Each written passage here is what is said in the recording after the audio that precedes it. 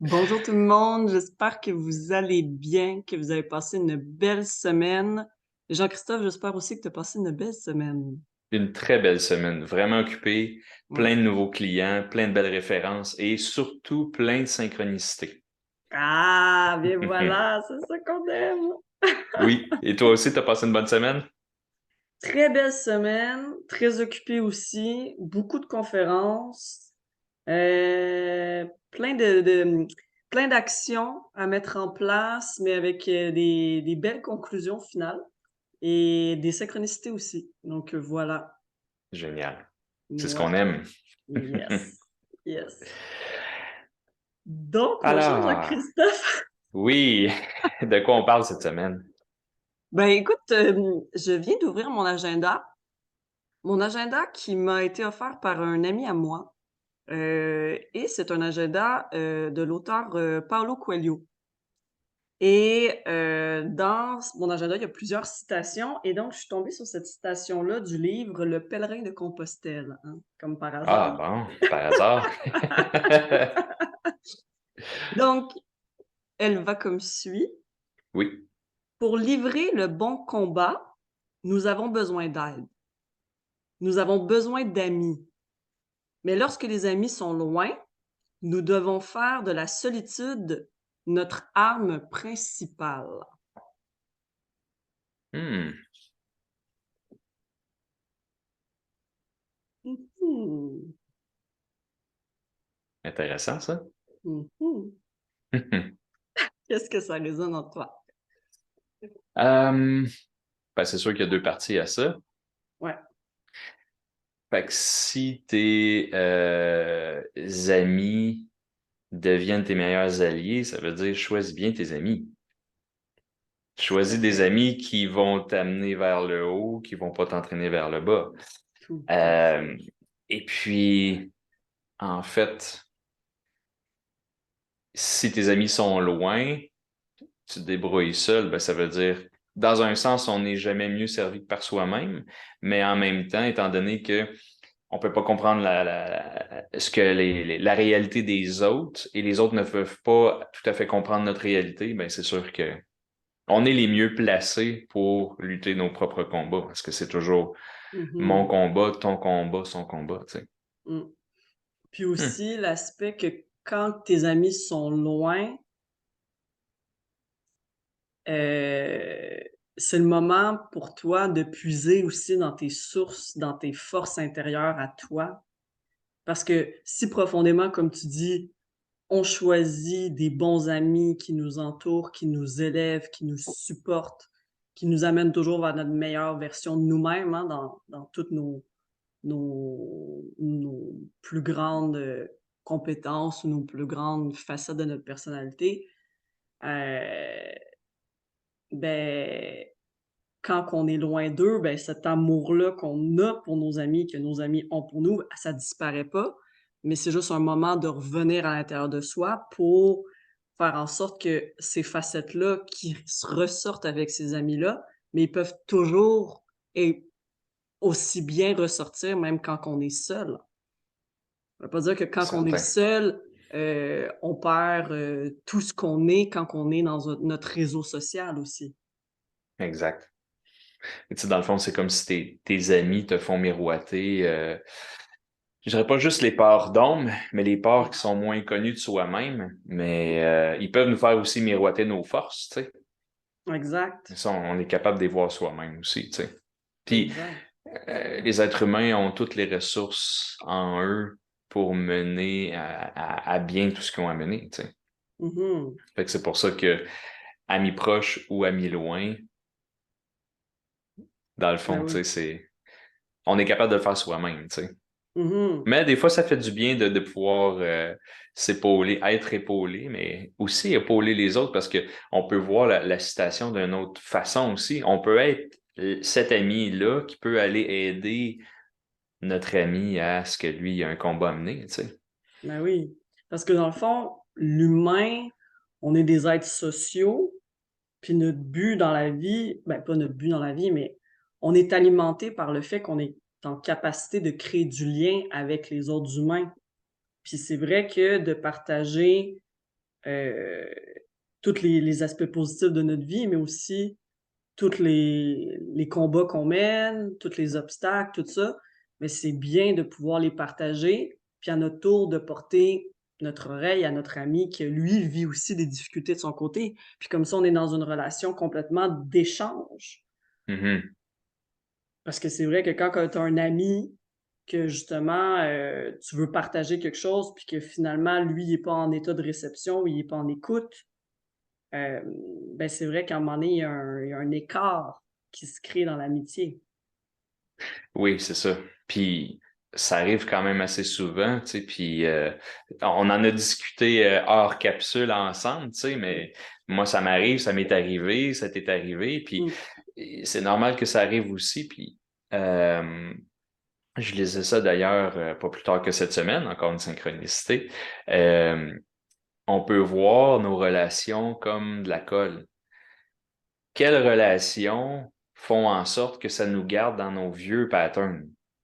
Fait que, tu sais, si on a des amis de longue date, puis qu'on se dit, ben, coudonc, il me semble que, je sais pas, là, rencontrer cette personne-là aujourd'hui, probablement que ce serait pas mon ami. À quel point aujourd'hui, cette personne-là t'amène vers ce que tu es devenu, puis ce que tu es en train de devenir, versus elle n'est pas en train de te faire coller à ce que tu étais avant, Ton schéma du passé.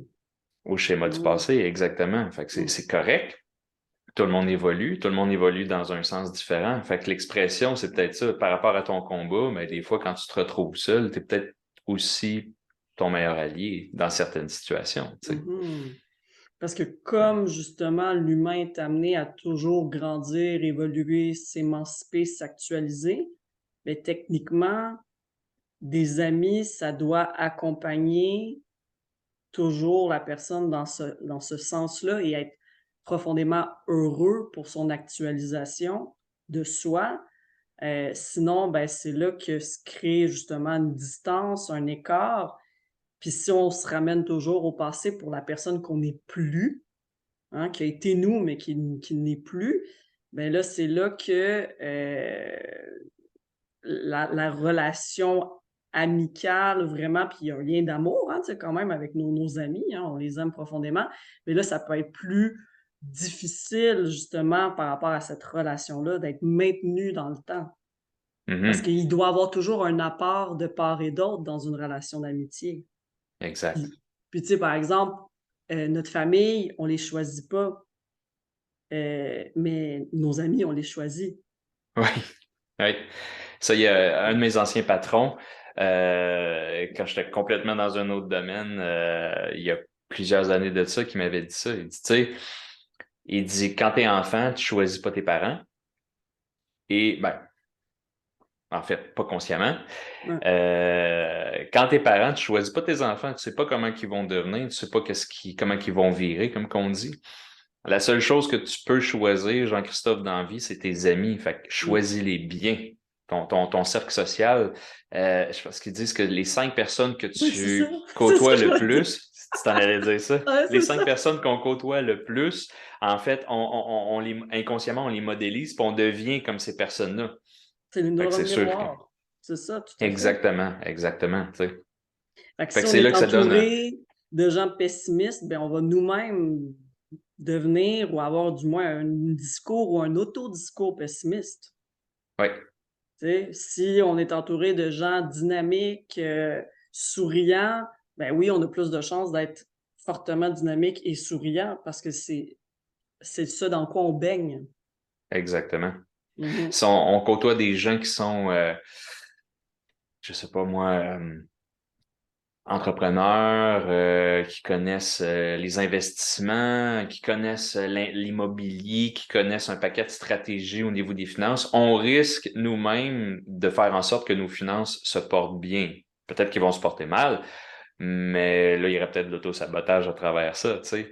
Mmh. Ou si on se tient avec des gens qui sont super sportifs, ben ça va sûrement nous amener à faire pas mal plus d'activités physiques, de rando ou peu importe. Pas besoin d'être athlète olympien, mais on risque de changer Nos notre sphère habitudes. d'activité, nos habitudes, Mmh. oui, tout à fait, tu sais, qui vont nous amener à être plus sportif que si on se tient avec 5 personnes qui sont carrément purement sédentaires, tu sais. Mhm.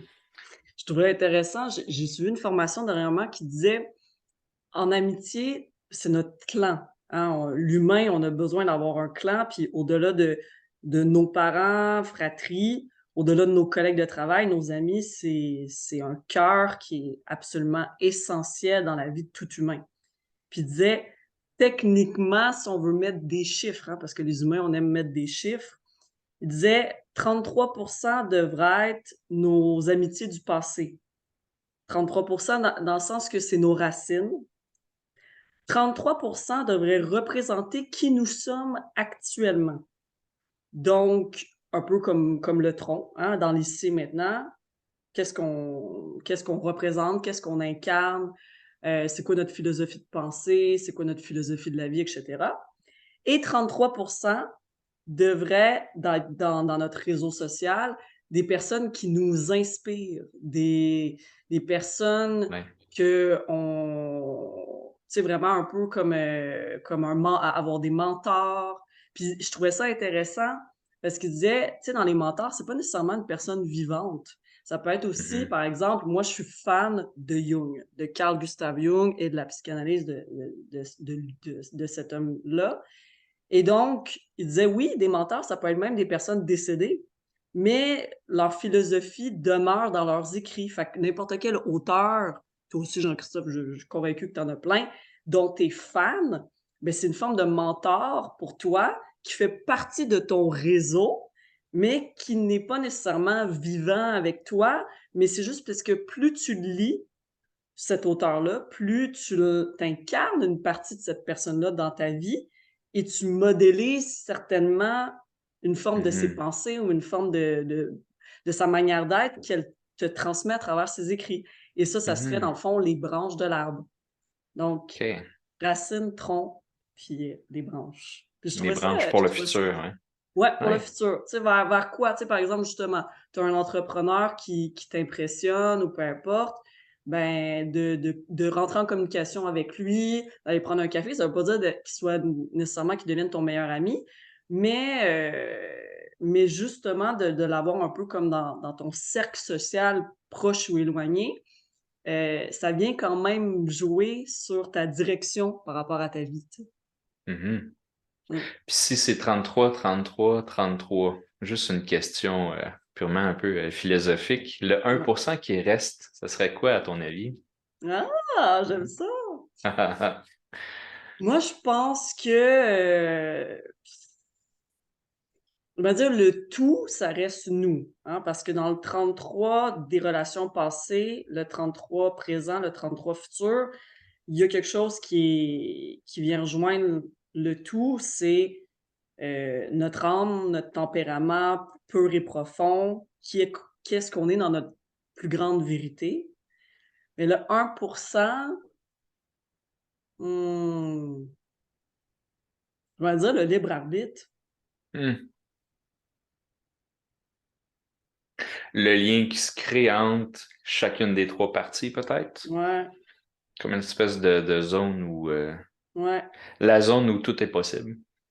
Oui, puis dans le sens, à quel moment de ta vie tu as besoin de revenir à tes racines, donc de revenir à tes anciennes amitiés, à un moment que peut-être que tu vis plus de, je sais pas, de difficultés versus, non, j'ai besoin de m'ancrer dans mon nouveau persona, dans mon soi, dans ma vérité de lycée maintenant, je suis dans l'action et j'ai besoin d'être avec ce monde-là en ce moment ou par rapport à des projets d'avenir ou peu importe, ou des ambitions, ben là, je fais le choix, j'utilise mon libre arbitre pour être plus dans ma vision du futur. Mhm. Moi, je le vois de Tu même. sais, il y a aussi, on dit chacune des, comment qu'on dit ça? La somme de toutes les parties est toujours plus grande que chacune des parties ensemble. C'est pour ça que théoriquement, 1 plus 1 égale tout sauf 2, tu sais. Fait que je Mhm. pense que le 1 un plus pour 1 cent égale vaut 3. 3 exposants à l'infini, tu sais. Ouais, c'est ça. Fait que est-ce que le 1% vaudrait pas justement un exposant 1000 ou à l'infini, tu sais? Fait que cette Mm. petite proportion-là est justement plus grande que la somme de chacune des parties. Fait que dans le Ouais. fond, si tu prends les racines, le tronc et les branches, puis que tu te mets à les interrelier, c'est pas là justement les points importants, dans le fond, qui seraient Mhm. à remarquer, tu sais. Puis vu que c'est là, c'est schématique ce que je dis, mais si c'est entre les parties, c'est justement ces points-là vont pas justement nous amener à développer beaucoup plus, tu sais. Mhm. Ça serait à se pencher sur la question, je pense. Ouais. Gang, Mais je si trouve ça ça intéressant. vous intéresse, on va peut-être parler plus de ça pendant une formation, une conférence prochaine, je Ouais, pense. hein? Hein? Ça serait à explorer ce sujet-là. Ouais, on va développer quelque chose là-dessus, je pense. Ouais. Non, puis je trouve ça génial parce qu'à chaque fois, justement, on part de quelque chose, une surprise un peu à la fois pour nous deux. Puis finalement, ben, on découvre plein d'aspects qui font sens à la fois pour nous deux, mais en fonction aussi de nos expériences de vie puis nos expériences professionnelles propres. Et Ouais, ça, je trouve ça exact. intéressant à chaque fois. Mm. Puis si on revient sur la solitude, parce que la dernière phrase, c'était lorsque nos amis sont loin, nous devons faire de la solitude notre arme principale. Comment tu vois ça, toi, tout ce qui est justement dans la vie, ben, que ce soit un besoin ou pas, mais la solitude en général? Euh, c'est drôle, je pense à Jim Carrey qui disait que la solitude, c'est dangereux. Ah ouais. Parce que quand tu apprends à être bien avec toi-même, ce qui est pas donné à tout le monde, euh, mais ceux qui sont bien avec soi-même, ce qui est mon cas, euh, comme on dit en anglais, you can enjoy yourself. Tu sais, tu peux être Ouais. vraiment bien avec toi-même. Puis je pense que les gens qui sont pas à l'aise dans la solitude, qui ont toujours besoin d'être entourés, il y a peut-être une problématique à ce niveau-là, tu sais. Puis quand tu es tout Mmh. seul avec toi-même, tu es bien avec toi-même, tu sais, que tu te plais. Puis même quand tu es dans le silence, c'est quelque chose, tu sais. Mais Mmh. qu'est-ce que ça dit, le silence? Qu'est-ce que ça représente pour toi, le silence? Fait que pour moi, solitude versus dans la citation, l'aspect, OK, je suis avec mes relations, mes amis, puis tout ça, ben, veux pas, si tu mènes un combat, tu peux leur poser des questions, ils t'amènent avec des réponses, tout ça, ah, selon mon point de vue, écoute, ça peut-être ça pourrait t'aider, nanana, nanana. Mais quand tu n'as plus ce dialogue-là avec les autres, puis que tu te retrouves dans la solitude, ben là, c'est ton dialogue interne. Ouais. Et on pourrait reprendre la même image si tu vas à 33% du dialogue que tu avais avant, ton enracinement, versus ton dialogue que tu as actuellement. Actuel. Puis quel est le dialogue que tu voudrais avoir plus tard, tu sais? Heu, Puis qu'est-ce que tu as besoin de faire pour que tu aies ce dialogue-là? ouais, Encore une fois, on pourrait reprendre le même schéma, tout mais à fait, sur soi-même, ouais. tout à fait. Fait que pour moi, la solitude, c'est ça. Mais tu vois, c'est drôle parce que je t'ai posé la question, moi, ce qui est revenu, évidemment, Jung est revenu dans ma tête. Lui, il disait: «Pour m'extraire du brouhaha de la société, je savoure tellement mes moments de solitude, justement pour me ressourcer, pour retrouver mon propre dialogue», parce que des fois, on est bombardé de dialogues d'autrui qui vient changer notre perception, nous remettre en doute par rapport à ce qu'on pense, par rapport à ce qu'on est, qui éteint un peu notre intuition, puis dit: «J'ai besoin de moments de solitude pour pouvoir me réaligner face à qui je suis», tu sais? Puis après, je suis prêt à revenir en société. Fait que, tu sais, ça, je Mhm. trouvais ça aussi intéressant de cet aspect-là que Jung rapporte. Et dans ce que tu dis, je rebondis sur ton idée de 33 mais dans la manière du dialogue, là, dans le fond, par rapport à soi. Heu, dans, heu, dans la psychanalyse de Jung, hem, il recommande souvent, puis ce que j'ai mis en pratique beaucoup en art-thérapie, heu, le dialogue, que tu peux avoir avec toi-même, mais qui va être toujours, de manière à te challenger toi-même. OK?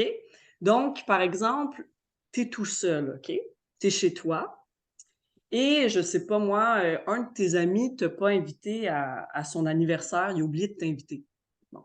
Fait que là, tu arrives chez toi, puis là, tu es comme déçu, tu es triste, hein, tu es fâché, là, parce que tu te dis: «Ben, coudonc, tu sais, il m'a oublié», bon.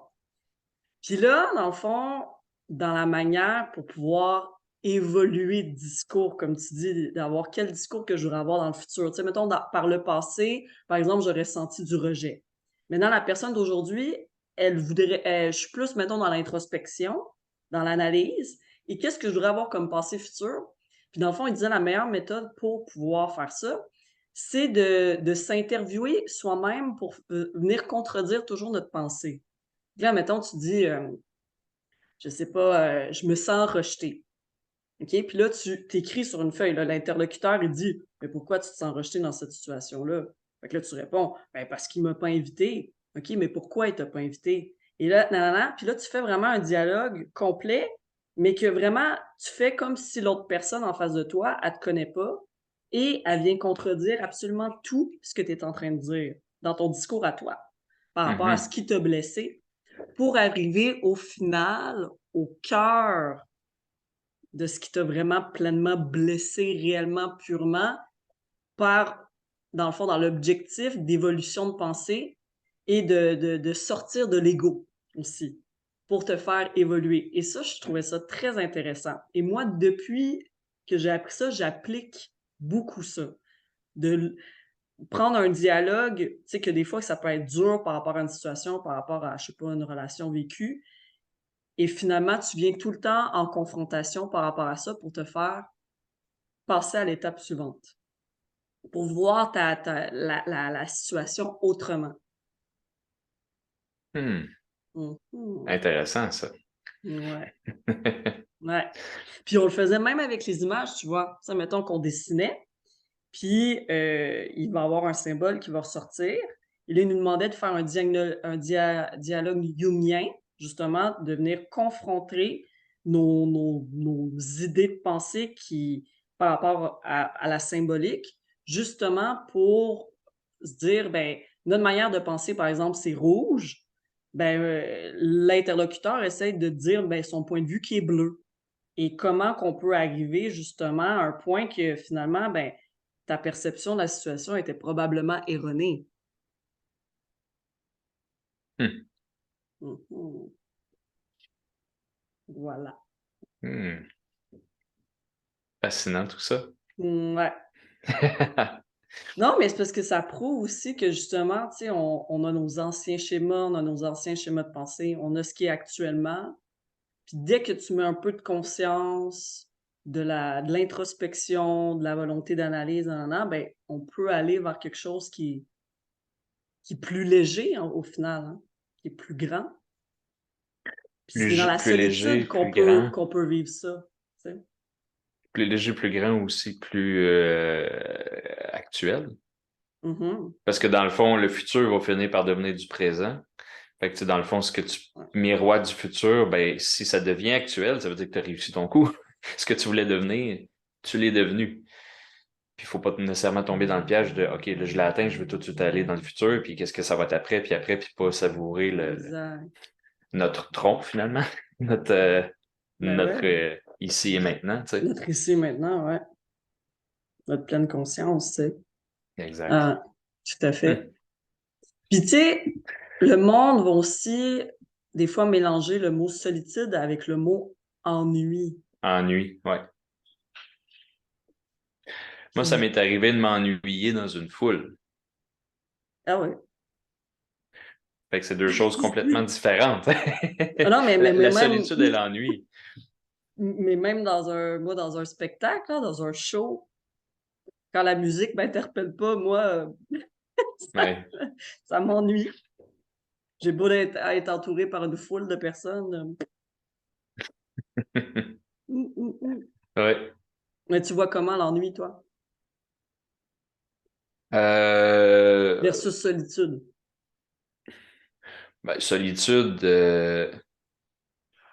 en fait, je trouve ça drôle parce que tu peux t'ennuyer en étant seul, tu peux t'ennuyer en étant dans une foule, tu peux être seul avec toi-même, puis tu peux être seul dans une foule aussi. Mhm. Puis ça, Tout est possible. moi, je reviens à une époque, une ancienne vie où est-ce que je sortais clubber les soirs, les vendredis soirs avec un de mes amis, au Tops de Laval. Et puis, c'était plus vieux, c'était du monde plus vieux. Fait que des fois, je rencontrais des femmes qui avaient presque l'âge de ma mère. J'ai trouvé ça vraiment drôle une couple de fois, tu sais. Mais ça m'est arrivé d'être en plein milieu de la piste de danse avec mon ami, puis tout ça, là. Puis de savourer à quel point je pouvais être seul. C'était vraiment intéressant parce que j'étais entouré de monde. Il y avait plein de monde, puis tu te Attends, tu viens de rentres dire que dedans, tout ça. tu savourais le fait que tu étais seul? Qu'est-ce que tu veux dire par savourer? Parce que, premièrement, j'en prenais conscience. Puis Mhm. deuxièmement, je me disais, j'étais avec plein de monde, mais je suis pas ces personnes-là. Je suis moi. Mhm. Fait que je suis quand même seul. Je me sens pas ennuyé parce que je veux être là. Fait que je pense que pour moi, l'ennui, c'est pas juste de te sentir seul ou pas vraiment de te sentir seul. C'est que tu te sens pas à la bonne place. Tu voudrais être ailleurs. Quand tu t'ennuies Mhm. dans une situation ou dans un C'est ça. spectacle, c'est parce que la musique t'interpelle pas. Tu voudrais être en présence d'une autre musique. Dans le fond, c'est que la Si je... situation te fait pas vibrer, en fait. Exactement, c'est que t'es pas à la bonne place au bon moment. C'est ça. Peut-être que tu aurais fait vibrer un autre moment, tu sais. Mm. Euh, mais moi, ça me tentait d'être là. J'appréciais vraiment d'être là. Même si plus jeune, j'aimais pas trop la foule ou ces choses-là. J'étais plus Mm. timide, tu sais. Je l'appréciais quand même vraiment beaucoup. Puis, entouré de plein de monde, je me disais, ah, c'est donc bien le fun d'être tout seul. Ouais. Moi, ce que Fait que j'aime ça, c'est... aussi, cet aspect-là que tu viens de dire, c'est que à un moment aussi de la vie, tu peux apprécier être toi dans ton authenticité, être seul, mais que ça soit plus parce que souvent, je trouve qu'on associe trop une notion, péjorative ou pessimiste par rapport au mot seul ou solitude. Là, à ce Hmm, moment-là, tu l'appréciais. Moi aussi, à plein de moments, je l'apprécie, mais ça revient aussi à quel point on est bien avec nous-mêmes, dans nos propres souliers, dans qui qu'on est. Puis là, en ce moment, dans ce contexte-là, tu aussi le moment. exact. Mhm. Fait que moi, c'est ce qui différencie le mot solitude du mot ennui. En fait, c'est ça. Et donc, l'ennui, c'est dans le fond, par rapport à la solitude, l'ennui, c'est on peut se sentir seul même si on est accompagné, là, mais l'ennui, c'est pire parce que là, en ce moment, quand tu t'ennuies, puis il y a rien qui dit quoi que ce soit dans l'environnement avec qui tu les personnes, la situation, peu importe, c'est là que c'est comme si ton âme, elle vibre pas justement comme on mentionnait donc Ça va moins dans c fort, ouais. de cet œil-là, l'ennui est pire. Hein, je me rappelle, il y avait une Oui. étude, quand je faisais ma maîtrise en ergothérapie, puis on intervenait surtout au niveau des personnes âgées. Ils disaient que c'était le plus grand fléau des personnes âgées, l'ennui. À la limite qu'ils se sentent seuls, bon, oui, peut-être arrivé à ce moment-là de leur vie, effectivement, ils arrivent à une période qu'ils sont moins entourés au niveau famille, amis, effectivement, mais Mhm. mais à mon avis, ce Mais qui les fait mourir à petit feu, c'est l'ennui. l'incapacité. Mais est-ce que l'ennui, c'est l'ennui parce qu'ils sont seuls ou c'est l'ennui parce qu'ils développent une incapacité de faire des activités, de voyager, de marcher, de conduire, Tout, Et c'est là, tout il y a une ça. nuance, moi, je trouve. Parce que on peut s'ennuyer de quelqu'un. On peut s'ennuyer dans une situation, mais si, mettons, Mmh. moi, je m'ennuie de mon petit garçon qui est à la maison, ben, c'est parce que je suis pas avec lui, je suis ailleurs. Fait que je Mmh. voudrais être ailleurs. Quand on s'ennuie dans un spectacle, c'est qu'on Mmh. voudrait être ailleurs. Quand on s'ennuie parce que, bon, ça nous interpelle pas, on voudrait forcément être en train de faire d'autres choses. Si on s'ennuie de quelqu'un, euh, quoi que ça peut. C'est intéressant, ça. Est-ce qu'on peut s'ennuyer de quelqu'un en sa présence? Ben, on peut vivre de l'ennui en la présence d'une personne, ça, c'est Mais sûr. est-ce qu'on peut s'ennuyer de cette personne-là en sa présence? Et ça nous ramène peut-être à ce qu'on disait tantôt. Est-ce qu'on s'ennuie du 33% de ce qu'on a connu de ses racines, ce qui était Ouais, c'est avant, ça. puis on est Moi, je rendu au pense que c'est ça. tronc? Mhm. Moi, je pense que c'est Oh, ah, ça. c'est intéressant. Moi, je pense que c'est ça.